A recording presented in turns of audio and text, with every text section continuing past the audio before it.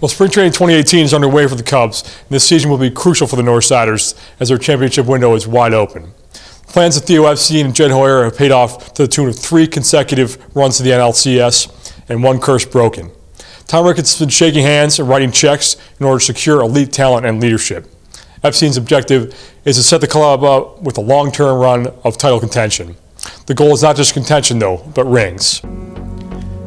The excuses of a World Series hangover can no longer be used, even if it was the longest hangover of all time. The Cubs possess the talent, but lacked the fuel to make it past the finish line last year. The 2018 squad has been gassed up and restored, with some shiny new features built in. As manager Joe Maddon put it, it's a refreshed approach. It's a learning experience from last year. We're in a good place, physically refreshed and mentally refreshed.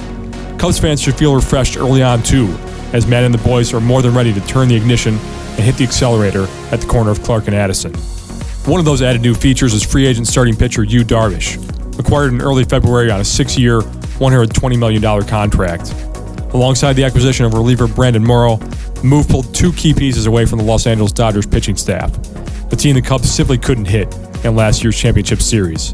It also repositions the Cubs as one of the strongest rotations in all of baseball. Yu was our primary target. I mean, we think this is a great day for the Cubs organization to welcome a pitcher of this caliber. You know, he's probably the preeminent strikeout pitcher of our generation. According to 538.com, Darvish projects to be a top 20 starter in the league this year. In 2017, the Cubs ranked 6th in the NL in pitching wins above replacement. With Darvish and Morrow on the roster, Chicago now ranks number 1 in this category, according to Fangraphs.com. The integration of Darvish creates a 4-starter powerhouse alongside John Lester, Kyle Hendricks, and Jose Quintana. Offensively, the rest in the offseason should help the Cubs' bats wake up as well.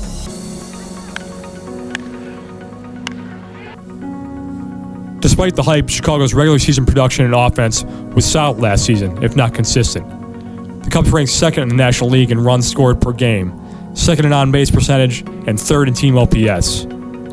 Where the drop-off came was in the postseason, as in dropped off a cliff. The Cubs fell from 5.07 runs per game to a sad 1.6 runs per game in the NLCS. Team batting average in the series was a collective 156 with 7 home runs. But a fresh season means a fresh outlook.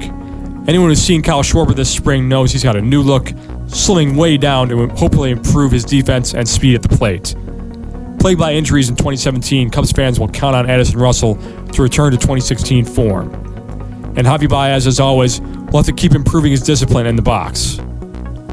Bryant and Rizzo are not without fault as well, as the two woefully underperformed in the postseason. The wild card in the lineup is Ian Happ. Happ has started to establish himself as a potential answer to the Cubs' leadoff problems. He had a strong debut in 2017 with 24 home runs and an OPS of .842 in 115 games. To make another run to the Fall Classic, the Cubs will need their young stars to re-emerge as stars.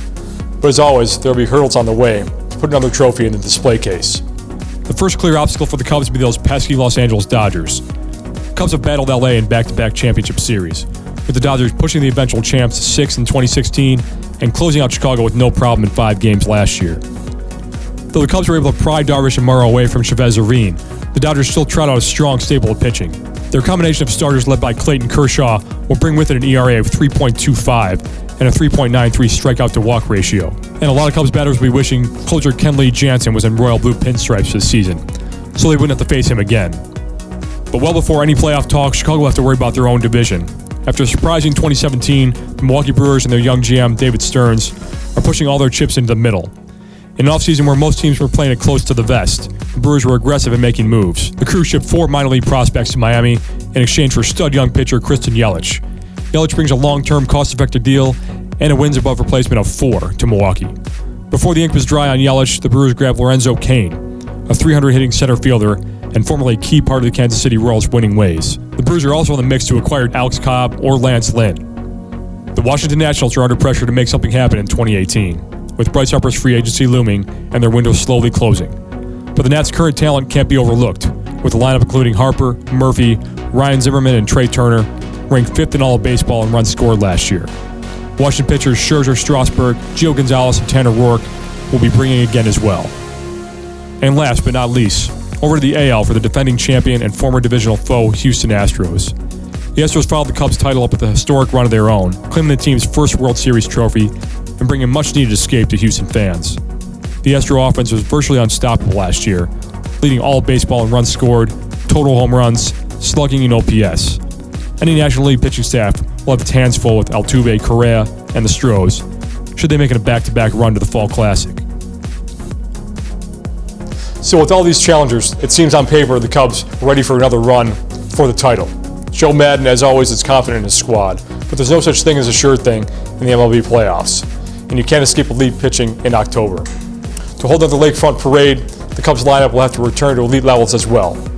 For IMS Sports, I'm Joe Kesting.